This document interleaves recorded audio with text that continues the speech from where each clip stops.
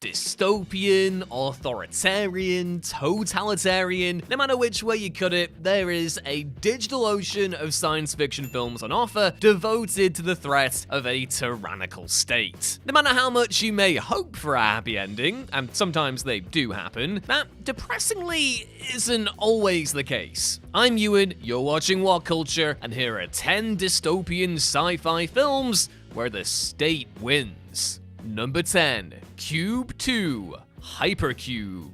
Cube 2, Hypercube, the amazingly titled sequel to Vincenzo Natali's Cube, got about as much attention as its predecessor, despite upping the stakes and providing an unexpectedly expansive world of fears for the puzzle game horror. Hypercube, which I feel like every time I need to say that, there needs to be some kind of insane echo effect, lands us in an all-new cube structure, with another ragtag group of strangers who must band together to get out alive, while battling temporal, spatial, metaphysical, and just downright weird traps. And maybe, just maybe, in the process they can find out who is behind the mysterious Izon Corporation that has created the whole flippin' ordeal in the first place. While the players start off on an even footing, psychotherapist Kate soon takes center stage, not least because she is one of the only remaining members of the group by the time we hit the third act. But despite Kate snagging a little drive of confidential data on Izon from one of the other captives,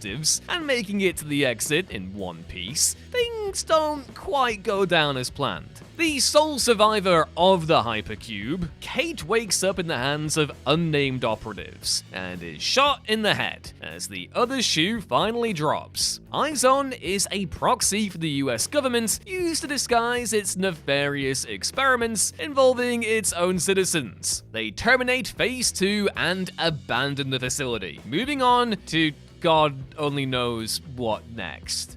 Number 9. Predestination. Based on Robert A. Heinlein's 1959 short story, All You Zombies, the Spearig brothers' Predestination sends an unnamed agent, played by Ethan Hawke, of the US Temporal Bureau on a mission to 1975 to prevent a bomb attack in New York City. But things aren't so simple as a spot of time travel and then a snip of a wire and then we're back home in time for tea. Who knew? This one gets wild. The agent fails to apprehend the so-called Fizzle Bomber, or foil the terrorist plans, leaving him free to strike again. The Bureau forces his imminent retirement, but not before he is sent on one final mission back to 1970. What follows are a series of narrative loop-de-loops that use time travel, the agent's physical changes, and his fracturing psyche to send him on a wild goose chase across the years. And believe me, this is one feral goose. He meets Jane, played by Sarah Snook, a transgender columnist who is similarly recruited to work for the government and who the agent sends back in time to impregnate herself before taking their baby back in time to become the same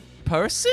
But that's not all. This whole time, the agent has unknowingly been dancing to his handler, Mr. Robertson's tune, because the agent, Jane, John, their baby, and the Fizzle Bomber are all the same person, and the Bureau manufactured them to provide a public imperative motivating the organization's growth and success. Thus, when the agent kills the bomber, it's all part of a bigger plan. Number 8. Battle Royale. Kinji Fukasaku's Battle Royale may have paved the way for the Hunger Games, but the original is very much the best, not least because it isn't shy about putting its blood, guts, and gore front and center. In a totalitarian version of present-day Japan, a group of junior high classmates are sent to a remote island where they have 3 days to fight to the death until a single victor emerges. Known as Battle Royale, the game recurs yearly and is designed to keep the country's youth in line and produce adults who fear their state and be good little subjects. The students use weapons, tools, basic survival skills, and underhand tactics to try and make it out the other side, while Shuya, played by Tatsuya Fujiwara, and Noriko, played by Aki Maeda, become the de facto winners, circumventing the authorities' tracking systems in order to get back to base in one piece. The pair kill their sadistic teacher Katano, played by Beat Takeshi, and escape the island, But despite this small personal victory, the program has succeeded. The children have all killed each other, and the Japanese government continues, justified and unabated, using the two new fugitives as further proof of why the program is necessary. Number 7.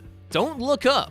Call it dullingly obvious or patronizing, but Adam McKay's satirical sci-fi flick Don't Look Up is relevant, presenting a world that looks an awful lot like present-day reality, using an impending astronomical impact event to highlight the willful denial of US government and media in the face of exponential crisis. The film tells the story of astronomers Randall Mindy, played by Leonardo DiCaprio, and Kate Dibiasky, played by Jennifer Lawrence, as they discover an approaching comet that is set to destroy human civilization if immediate action isn't taken, and the roadblocks and ridicule they face when attempting to present their argument to government officials, the media, and the public. The presidential administration, led by President Janie Orlean, played by Meryl Streep, denies the evidence of not just science, but everyone's own eyes and ears, using the rallying cry of "Don't look up" to keep people in blind obedience. And in the end, the powers that be succeed in their campaign of mass distraction around the comet, which, by the way, contains trillions in rare minerals, ensuring that the collision occurs and the planet is decimated. Only a few of the powerful, wealthy, and elite escape the planet on an intergalactic ship,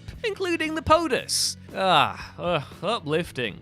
Number 6. A Clockwork Orange. Stanley Kubrick's masterful dystopian feature, A Clockwork Orange, was adapted by the director from Anthony Burgess's groundbreaking dystopian novel back in the early 1970s. While the film's extreme content earned it a banning in various countries across the world, its impact and prescience have stood the test of time, foreshadowing a violent authoritarian future in which British society is divided into the haves, the have-nots, and the criminal class. Alex DeLarge, played by Malcolm McDowell, is in the latter, drinking knifey Moloko cocktails, patrolling the streets with his merry band of droogs, and abusing his society in the worst possible ways. Nevertheless, Alex's crime spree is halted when the authorities get hold of him, and the Minister of the Interior, played by Anthony Sharp, subjects him to the Ludovico technique, a process of extreme reconditioning that pairs drugs, violence, and Beethoven in order to give the young miscreant a severe reaction to his prior vices. Although Alex manages to slip his conditioning via a fortuitous attempted suicide, and discovers to his delight that he can contemplate sex and violence once more without pain or fear, the state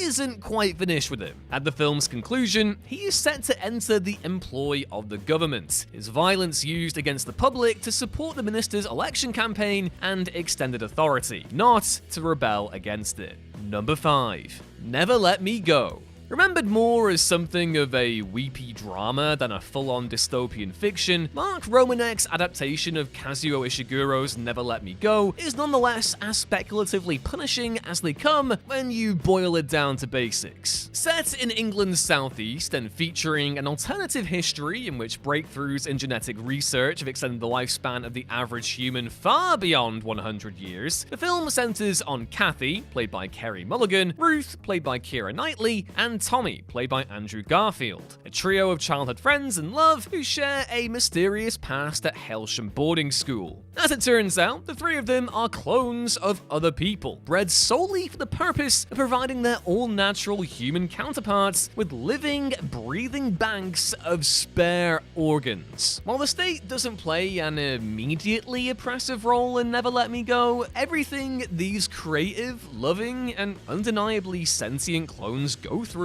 is sanctioned from the top down, their lives considered nothing more than instrumentally useful. Thus, by the film's end, Ruth and Tommy are dead, having fulfilled their bleak life's purpose, and Kathy is only just beginning her suffering. None of the deep humanity they have shown, either in school, which was set up to convince the authorities of that fact, or as adults, has swayed government policy. Number 4. The Hunger Games: The Ballad of Songbirds and Snakes. A surprisingly strong re-entry into the Hunger Games universe, The Ballad of Songbirds and Snakes winds the clock back to the end of the game's first decade, when audiences were tired of the format and ready to see either rejuvenation or ruin. In a last-ditch attempt to save the games, a select few of Panem's young elite are given the task of each mentoring a tribute in the games, competing to win a coveted scholarship. Among them is an 18-year-old Coriolanus Snow, played by Tom Blythe,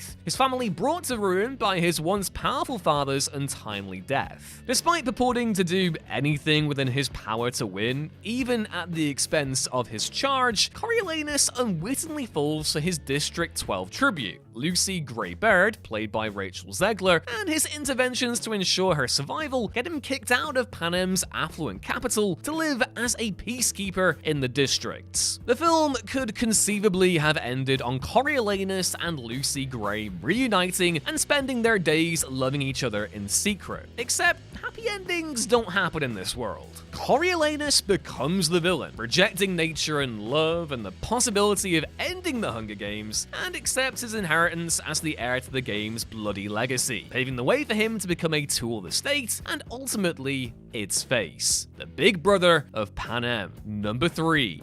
Dread. Set in the year 2080 in the post-apocalyptic metropolis Mega City 1, 2012's adaptation of the 2000 AD Judge Dredd comics follows the ultimate judge, jury, and executioner as he takes an assignment to battle his way to the top of Peach Trees, a 200-store high-rise slum, and assassinate drug lord Mama, played by Lena Headey, who resides in the penthouse suite. Along for the ride is Dredd's rookie partner, Judge Anderson, played by Olivia Thirlby, whose psychic abilities help the big man spot trouble before it happens. The pair succeed in bringing order and justice to the tower block, blasting away wave after wave of the apartment's inhabitants before throwing Mama off the roof. But the success of Dredd's mission relies on us focusing on him and his partner's developing relationship and not the wider implications of the assignment. As a representative of Mega City, Dredd has annihilated most of Peachtree's able-bodied residents and restored martial order, with no acknowledgement for the conditions that put and keep the tower block's inhabitants in squalor. The machinery of the state has once again triumphed. The devastation it leaves behind will be felt for generations. The movie itself isn't quite the pulpy satire of the source material, but it's still impactful all the same. Number 2. 1984. An accurate but almost unendurably bleak adaptation of George Orwell's novel of the same name, 1984 takes a peek into the life of Winston Smith, here played by John Hurt, an average man caught in an alternative history, living under the rule of totalitarian superstate Oceania. Winston's days are spent in service to omnipresent governing body the Party, who place telescreens with two-way viewing in every room, keep its subjects on diets of slop and rations, and encourage a social atmosphere of suspicion, treachery, and paranoia. Any slight deviation from the norm is enough for the thought police to descend and the independent thinker to vanish. But Winston has his small ways of rebelling, retaining historical facts from his job in wide-scale revisionism at the Ministry of Truth, keeping a secret and forbidden diary, and falling in love with Julia, played by Susanna Hamilton, and he almost gets away with it too. Just as Winston has begun to relax into his private nonconformity though, Big Brother's representatives descend and secret him away to the Ministry of Love, where he is worked over by the people in charge. While plenty of movies have since managed to rally a note of optimism, 1984 is as dark as they come, reflecting the reality of life in a totalitarian state. Winston succumbs to the party's torture and loses his ability to think and perceive independently, broken so completely as to be nothing more than a hollow receptacle for state propaganda. And number 1. Brazil. Orwell inspired a great many artists with his work, and the decades following the publication of 1984 saw a number of adaptations, both literal and spiritual. Terry Gilliam's Brazil is the latter. Final word in post-Orwell dystopian fiction, which pairs the writer's cold-blooded totalitarianism with the absurdism and impossible bureaucracy of Franz Kafka, as well as the late 20th century's hyper-consumer societal model. Sam Lowry, played by Jonathan Pryce, is the poor Sod at the center of this surreal tale, doing his best to stay afloat in a meaningless job, score a marginal promotion, and make it through to Christmas without succumbing to one of the terrorist events plaguing England. After an administrative error causes the torture and death of an innocent man, Sam is sucked into a plot involving freelance heating engineer Archibald Tuttle, a nigh unrecognizable Robert De Niro, the literal woman of his dreams, Jill Layton, played by Kim Greist, and an impenetrable trail of government overreaches. Despite not being revolutionary in the slightest, Sam is charged with treason for attempting to use his position to falsify Jill's records and help her evade capture. And while Tuttle breaks into the ministry, saves Sam, and makes sure he gets away with all of it, it all turns out to be a hallucination, suffered under duress in the government torture facility. Jill is dead, Sam descends into madness, and the state, well, it wins once again.